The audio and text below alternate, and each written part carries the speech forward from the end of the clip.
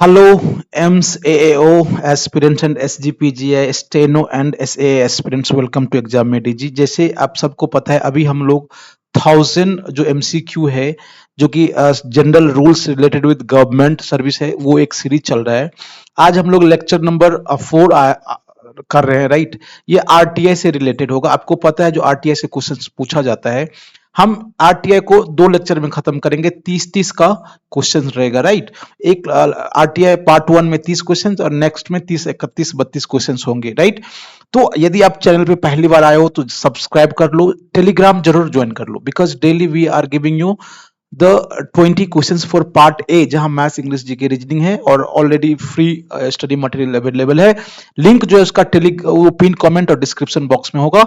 और यदि अच्छा लगे तो उसको सब्सक्राइब कर लीजिए, लाइक और शेयर जरूर करिएगा। Let's start. आज का जो पहला लेक्चर है ये है RTI act came into force on. कब से केम इनटू फोर्स मतलब कब से लागू हो गया, राइट। तो ये वर्डिंग पे थोड़ा ध्यान देना है, राइट। वर्डिंग पे ध्यान देना, क्या पूछ रहा है। तो इसका आंसर हो जाएगा 12 अक्टूबर 2005। मैं सारे ऑप्शन को नहीं पढ़ूंगा क्योंकि लेक्चर बहुत ही लंबा हो जाएगा। जो आंसर है वो आपको मैं बताते जाऊंगा। नेक्स्ट क्वेश्चन है, which of the following is not come under the definition of information under RTI Act 2005।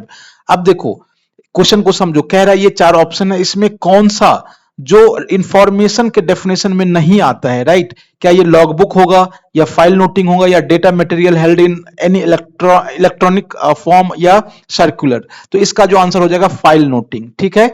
ये इंफॉर्मेशन के जो आरटीआई एक्ट 2005 है जिसमें इंफॉर्मेशन का जो डेफिनेशन है उसमें फाइल नोटिंग नहीं आएगा।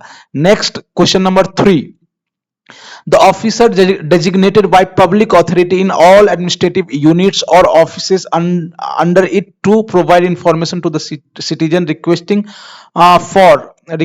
for information under the act is known as. अब देखो जो इसका जो आंसर हो जाएगा ये हो जाएगा पब्लिक इंफॉर्मेशन ऑफिसर, पीआईओ। कौन सा ऑफिसर डेजिग्नेटेड है? The officer designated by public authority in all administrative unit और ऑफिसेज। हर ऑफिस में, हर एडमिनिस्ट्रेटिव यूनिट में एक ऑफिसर जो होता है वो डेजिग्नेट होता है, नामांकित होता है, right, to provide information to the citizen. जब आप requesting for information under the act, इस एक्ट के तहत जो भी लोग हैं, सॉरी जितने सिटीजन हैं, यदि उनको कोई इंफॉर्मेशन चाहिए तो हर ऑफिस में एक ऑफिसर डेजिग्नेटेड होता है जिसका काम ही होता है सारा इंफॉर्मेशन देना। तो इसको कहते हैं पब्लिक इंफॉर्मेशन ऑफिसर, पीआईओ, ठीक है। नेक्स्ट क्वेश्चन है, what is the time limit to get information under RTI act 2005। क्या टाइम लिमिट है उसका, राइट। तो इसका आंसर जो हो जाएगा 30 डेज। क्या हो जाएगा? 30 डेज। याद रखना है। देखो एक चीज और मैं बता दूं, ये क्वेश्चन स्टार्ट कर जो हम डिस्कस कर रहे हैं, हम लोग एम्स और एम्स में एओ या जूनियर एडमिनिस्ट्रेटिव ऑफिसर या ऑफिस असिस्टेंट या फिर एसजीपीजीआई में जो है सीनियर एडमिनिस्ट्रेटिव असिस्टेंट या स्टेनो, जो भी है उसका स्टडी मटेरियल एमसीक्यू लॉन्च किए हैं। इस तरह के जितने भी एमसीक्यू हैं, यदि आपने इसको स्टडी मटेरियल प्लस एमसीक्यू को सॉल्व कर लिया, जैसे कि, तो ये इजीली आप यहां से अच्छे, आपको पता है जो एसजीपीजीआई में 60 मार्क्स आना है और एम्स में 80 मार्क्स आना है, राइट। इसी से जो general rules related with government service है, जिसका एक पार्ट आरटी है, उसमें अलग अलग से पेंशन रूल्स है, कंडक्ट रूल्स है, मेडिकल अटेंडेंस रूल्स है। तो वहां से आपको कवर हो जाएगा। यदि आपको लेना है तो 6385803376 पे आप कॉल या व्हाट्सएप कर लो। Let's start. अब जो 30 दिन के अंदर आपको इंफॉर्मेशन टाइम लिमिट है, right. Now what is the time limit to get information concerning the life and liberty of a person. कोई ऐसा इंफॉर्मेशन जो लाइफ और लिबर्टी से रिलेटेड है, किसी आदमी से या किसी पर्सन से, तो ऐसे इंफॉर्मेशन के लिए कितना टाइम है, राइट। तो इसका जो आंसर हो जाएगा 48 आवर्स। क्या हो जाएगा? 48 hours. Next, if the interest of a third party are involved in information sought for, the maximum time limit to get the information will be। तो इसका जो आंसर हो जाएगा 6 का, बी हो जाएगा 40 डेज, राइट। नेक्स्ट क्वेश्चन है, if information sought has been supplied by the third party or is related as confidential by third party, the third party must be given a representation before the PIO in reply to the notice issued to him within कितना days from the date of receipt of the such notice, right। तो इसका जो answer 7 का answer हो जाएगा सी, 10 दिन के अंदर आपको उसका देना। इस क्वेश्चन को आप सही से समझो।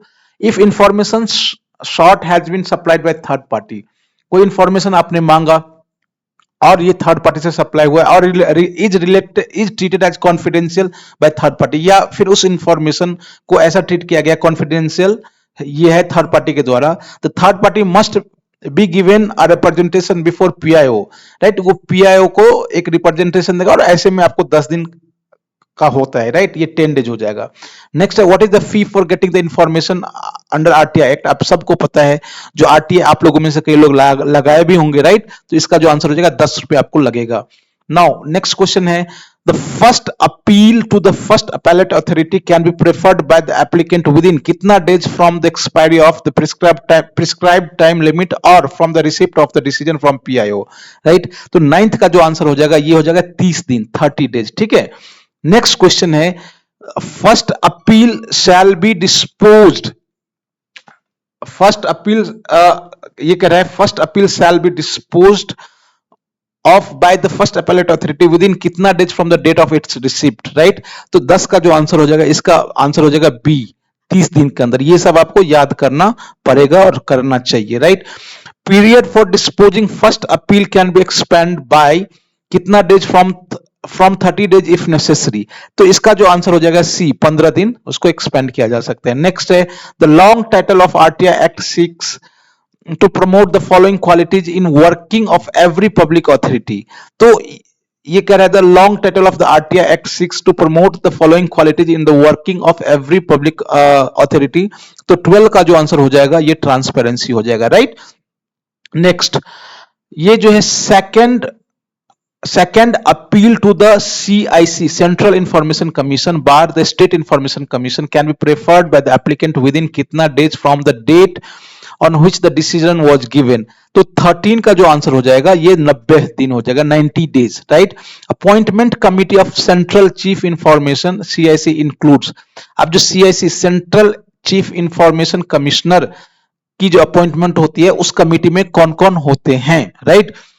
Prime minister, leader of the opposition in the Lok Sabha, one union cabinet minister to be nominated by the prime minister, तो 14 का जो आंसर हो जाएगा ऑल ऑफ दीज, ये तीनों होता है, ये बहुत इंपॉर्टेंट है, इसको ध्यान रखना है। सीआईसी के अपॉइंटमेंट में prime minister, leader of the opposition in the Lok Sabha and one union cabinet minister to be nominated by the prime minister, किसी एक यूनियन मेंबर को नॉमिनेट करता है, राइट। नेक्स्ट क्वेश्चन है consider the following statement about right to information act 2005 and select one which is not provided for specifically exempted, right. तो इसका जो answer 15 का हो जाएगा, आप ऑप्शन पर हो, मैं बता देता हूं, इसका हो जाएगा removal of the chief information officer, right. Next question है the RTI act gives right to seek information from the following, अब जो आरटीआई एक्ट 2005 में आया है ये कौन कौन कहां से आप इसके तहत, इस एक्ट के तहत आप इंफॉर्मेशन मंगवा सकते हो या मांग सकते हो। क्या ये प्राइवेट कंपनी होगा, MNC, public authority, association, right. तो 16 का जो आंसर हो जाएगा ये सी हो जाएगा। प्राइवेट कंपनी से आप नहीं हो सकता है, एमएनसी से नहीं हो सकता, एसोसिएशन से नहीं हो सकता, सिर्फ पब्लिक अथॉरिटीज जितने हैं वहां से आप मंगवा सकते हो कोई भी इंफॉर्मेशन। नेक्स्ट क्वेश्चन है central chief information commissioner is appointed by, किसके द्वारा अपॉइंट होता है, राइट। तो 17 का हो जाएगा प्रेसिडेंट, किसके द्वारा, प्रेसिडेंट। नेक्स्ट क्वेश्चन है the chief commissioner commission CIC shall be appointed for a term of कितना साल from date on which he enters upon his office और till he attend the age of whichever is earlier. देखो सबसे पहले chief information commissioner का term कितने साल का होता है ये, और ये कह रहा है जो कितने एज तक, दोनों में से कौन जो जल्दी होगा ये, तो इसका जो आंसर 18 का हो जाएगा ये सी हो जाएगा, या तो 5 साल या 65 ईयर, दोनों में से जो पहले हो। फिर मैं बता दूं if you want the study material और the MCQ for your part B of AIMS AAO JAO या SGPG SAA Steno, you can call us on 6385803376 या फिर व्हाट्सएप करके आप कह सकते हो स्टडी मटेरियल नीडेड या MCQ नीडेड, हम आपको भेजेंगे एक डिटेल्स, आपको पढ़ना है और बहुत ही कम दाम में आपको हम सप्लाई करेंगे। ये यदि आपने उसको पढ़ लिया तो you can easily solve questions and answers, right। Next question है 19 section 4(1) bracket B bracket 11 of the RTI act states that public authority should publish, क्या इस सेक्शन के तहत ये कह रहा है जो पब्लिक अथॉरिटी शुड पब्लिश क्या। 19 का जो इसका जो आंसर हो जाएगा D, all of above, the budget allotted to each of its agency, propose expenditure, report on disbursement made, right. तो इसका आंसर ये तीनों है। तो इस section 1 bar B bar 11, right? तो ऑल ऑफ एबव हो जाएगा। नेक्स्ट है, what is the time span mention in RTI act 2005 for making orders for removing difficulties in giving effect to the provision of the RTI act 2005, right? तो 20 का जो answer हो जाएगा ये 2 year from the commencement of the act, 2 years, ठीक है।